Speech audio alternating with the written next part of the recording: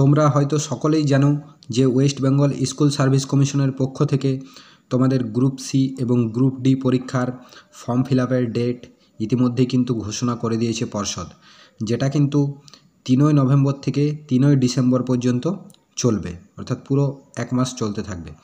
তো এই যে পরীক্ষাটা তোমাদের সামনে আসতে চলেছে, এর জন্য কিন্তু তোমাদের প্রস্তুতি খুবই ভালো হওয়া উচিত, কারণ কম্পিটিশন কিন্তু প্রচুর হবে। কারণ কি, গ্রুপ সির ক্ষেত্রে তোমাদের দেখবে যে মাধ্যমিক পাস যোগ্যতা লাগবে, এবং গ্রুপ ডি এর যে এক্সামটি রয়েছে তার জন্য কেবলমাত্র 8ম পাস যোগ্যতা হলেই হবে। তো যে কোনো পরীক্ষা, তোমাদেরকে আমি আগেই বলবো যে কোনো পরীক্ষা ক্র্যাক করতে হলে কোন বিষয়টিকে অত্যন্ত গুরুত্ব সহকারে জানা উচিত। প্রথমেই তোমাদের জানতে হবে সেই পরীক্ষার সিলেবাস কেমন, অর্থাৎ কোন কোন বিষয়গুলি থেকে সেখানে প্রশ্ন এসে থাকে, এই বিষয়টি নিয়ে তোমাদের অত্যন্ত ভালোভাবে ধারণা থাকা উচিত।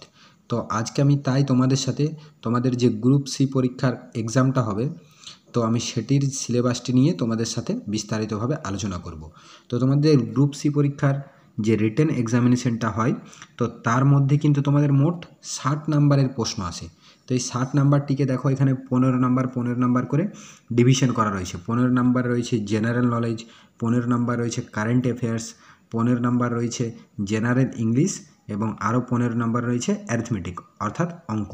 তো এবার যে 4টি ধাপ রয়েছে, অর্থাৎ 4টি পার্ট রয়েছে, যেগুলি থেকে 15 করে নাম্বার, মোট 60 নাম্বারের তোমাদের পরীক্ষা।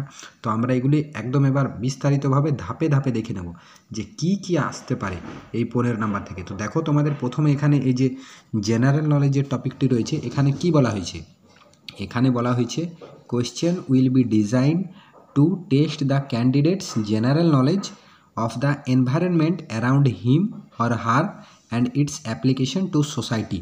এই কথাটা কিন্তু বলা হয়েছে, অর্থাৎ কি প্রশ্ন কেমনভাবে তৈরি করা হবে বা ডিজাইন করা হবে, এই যে আমাদের চারপাশের পারিপার্শ্বিক অবস্থা এবং আমাদের সমাজে যেগুলি কিন্তু প্রত্যাহিক জীবনে আমরা করে রয়েছি, তো সেই বিষয়গুলি থেকেই তোমাদের কিন্তু জেনারেল নলেজের প্রশ্নগুলি করা হবে।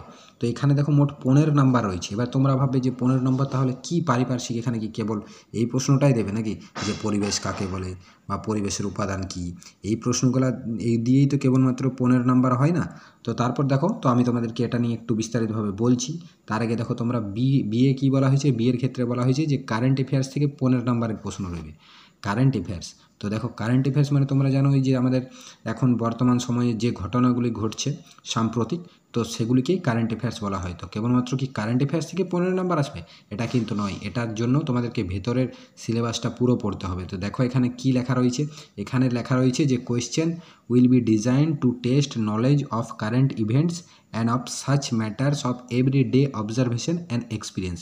বলছে এই প্রশ্ন কেমনভাবে ডিজাইন করা হবে, তোমাদের নলেজ বা জ্ঞান যে কারেন্ট সাম্প্রতিক ঘটনাগুলো ঘটছে আমাদের দৈনন্দিন জীবনে বা প্রত্যেক দিনের জীবনে ঘটনাতে, অর্থাৎ এই যে সাম্প্রতিক 1 বছর আগে বা 2 বছর আগেও অনেক সময় হয়ে থাকে, বা 6 মাসের সাম্প্রতিক যে সমস্ত ঘটনা ঘটে রয়েছে দেশে বা রাজ্যের ক্ষেত্রে, এইগুলি থেকে কিন্তু প্রশ্ন করা হয়ে থাকে।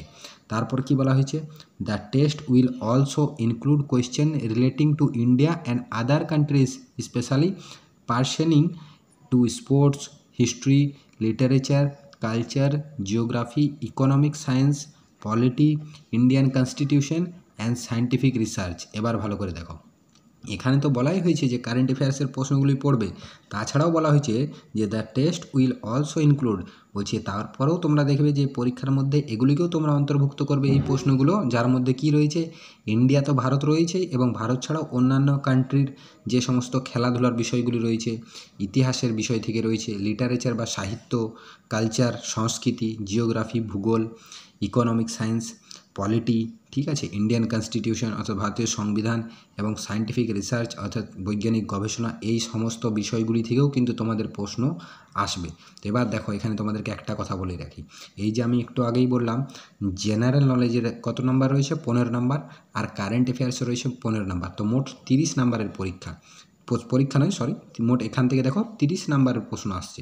তো তোমাদের কি মনে হচ্ছে যে 15 নাম্বার এরকমভাবে দেবে ধাপে ধাপে, যে জেনারেল নলেজ থেকে 15 নাম্বার করো, কারেন্ট অ্যাফেয়ার্স থেকে 15, এইরকম নয়, টোটাল 60 নাম্বারের প্রশ্ন আসবে, এখান থেকে মোট 30, তাহলে কি এই দুটি বিষয় থেকে 30 নাম্বার আসবে। তো এই 30 নাম্বারের মধ্যে কি হয়ে যাবে, জেনারেল নলেজ বলতেও ওখানে কিন্তু ইতিহাস, ভূগোল, বিজ্ঞান, সংস্কৃত নয়, ইতিহাস, ভূগোল, বিজ্ঞান, কম্পিউটার, সাহিত্য এবং ভারতীয় সংবিধান এই বিষয়গুলি থেকে আসবে প্রশ্ন, এবং প্রশ্ন রইবে কারেন্ট অ্যাফেয়ার্সের, অর্থাৎ মোট 30 নাম্বারের এখান থেকে 30টি প্রশ্ন আসবে। তারপরে দেখো সিএর দাগে বলা হয়েছে তোমাদের জেনারেল ইংলিশ, অর্থাৎ সাধারণ ইংলিশের ক্ষেত্রে ইংলিশের কী সিলেবাস রয়েছে, ইংলিশে বলা হয়েছে candidates understanding of the fundamental of the English language such as vocabulary, grammar, sentence structure, synonyms, antonyms and its correct uses etcetera will be tested. এখানে কি বলা হয়েছে যে শিক্ষার্থীদের understanding of the fundamental of the English language such as vocabulary বলছে শিক্ষার্থীদের যে বোধগম্যতা রয়েছে ইংরেজি বিষয়টার প্রতি, কোন কোন জিনিসগুলি ভোকাবুলারি অর্থাৎ তোমার শব্দ ভাণ্ডার কতটা শক্তিশালী, গ্রামার, তো এখানে গ্রামার বলতে কোন বিষয়গুলো বলা হয়েছে এগুলো কিন্তু লেখা নেই, গ্রামারের মধ্যে এগুলো সব বিষয় চলে আসবে, noun, pronoun, verb, adverb, adjective, preposition সব বিষয়গুলিতে কিন্তু থাকবে। সেন্টেন্স স্ট্রাকচার অর্থাৎ কীভাবে তোমরা বাক্য গঠন করছো, বাক্য গঠনের যে নিয়মগুলি থাকে, কি কি লাগে একটা বাক্য গঠন করতে, কেমনভাবে একটা বাক্য গঠন করা হয় এই বিষয়গুলি কিন্তু তোমাদের জানতে হবে। যে প্রথমে একটা সাবজেক্ট থাকে, ভার্ব থাকে, তার অবজেক্ট থাকে, এই বিষয়গুলি তোমাদের জানা উচিত। সিনোনিম, সিনোনিম মানে কি, যেমন বাংলায় সমার্থক শব্দ হয়, তো এই সিনোনিম হচ্ছে সেই, অর্থাৎ একটা ইংরেজি শব্দ দেওয়া থাকবে, তার সিনোনিম কী হবে সেগুলি নির্বাচন করতে হবে। অ্যান্টোনিমস, অ্যান্টোনিমস মানে কি বিপরীত শব্দ, তো অ্যান্টোনিমস থাকবে। And its correct uses etcetera, হয়তো অনেক সময় ক্ষেত্রে কী দেবে সিনোনিম বা অ্যান্টোনিমস, এছাড়াও অন্যান্য গ্রামারের বিষয়গুলি কিন্তু তোমাদের একটা সেন্টেন্সের মধ্যে হয়তো দিয়ে দেবে, তো সেখানে তার ঠিক প্রয়োগটা অর্থাৎ সঠিক নির্বাচনটা কীভাবে করছে এই বিষয়গুলি কিন্তু তোমাদের টেস্ট করা হবে। তো জেনারেল ইংলিশ থেকে এই বিষয়গুলি রয়েছে, অর্থাৎ গ্রামারে তোমাদেরকে একটু স্ট্রং হতে হবে, গ্রামারটাকে খুব ভালোভাবে পড়তে হবে যদি তোমরা ইংরেজি থেকে ভালো ফল করতে চাও। গ্রামারটা তোমাদের ভালোভাবে আয়ত্ত হয়ে গেলেই ইংরেজির বাকি সমস্ত বিষয়গুলি তোমরা কিন্তু করে দেবে। তারপরে দেখো অঙ্কর ক্ষেত্রে বা অ্যারিথমেটিকের ক্ষেত্রে কী সিলেবাস রয়েছে, তো অ্যারিথমেটিকের ক্ষেত্রেও বলা হয়েছে, এবার অঙ্ক কী এরকম তো বললে হবে না যে অঙ্ক থেকে 15 নম্বর আসবে, অঙ্কর মধ্যেও কিন্তু সাবজেক্ট রয়েছে, টপিক রয়েছে, সব বিষয় তোমাদের পড়ার দরকার নেই। এখানে আমাদের দেখব গ্রুপ সিতে যা যা পড়তে বলা হয়েছে কেবলমাত্র আমরা সেগুলোই পড়বো। তো এখানে কী বলা হয়েছে দেখো, question of this component will cover number system including question on simplification number system, ঠিক আছে, নাম্বার সিস্টেম আমাদেরকে জানতে হবে ভালোভাবে। সিম্পলিফিকেশন মানে কি সরলীকরণ করাটা খুব ভালোভাবে জানতে হবে। ডেসিমাল, দশমিকের জানতে হবে, ঠিক আছে, recurring decimal, divisibility, fraction, LCM, HCF অর্থাৎ কি ডিভিজিবিলিটি ভগ্নাংশ, আবার ভগ্নাংশের লসাগু, গসাগু, পার্টনারশিপ অর্থাৎ অংশীদারি কারবার, এভারেজ মানে গড়ের অঙ্কও করতে হবে তোমাদেরকে ভালোভাবে, রেশিও অ্যান্ড প্রপোর্শন অনুপাত এবং সমানুপাতের অঙ্কগুলি বেশ ভালোভাবে প্র্যাকটিস করতে হবে, পার্সেন্টেজ অর্থাৎ শতকরা, প্রফিট অ্যান্ড লস লাভ ক্ষতি, ডিসকাউন্ট অর্থাৎ ছাড়, সিম্পল ইন্টারেস্ট অর্থাৎ কি সরল সুদের অঙ্কগুলোও কিন্তু তোমাদেরকে ভালোভাবে প্র্যাকটিস করতে হবে, টাইম অ্যান্ড ওয়ার্ক এটা হচ্ছে সময় কার্য, এবং এখানে কি রয়েছে টাইম অ্যান্ড ডিস্টেন্স অর্থাৎ সময় ও দূরত্ব, এই টপিকগুলো থেকে প্রশ্ন তোমাদের অঙ্কতে আসবে।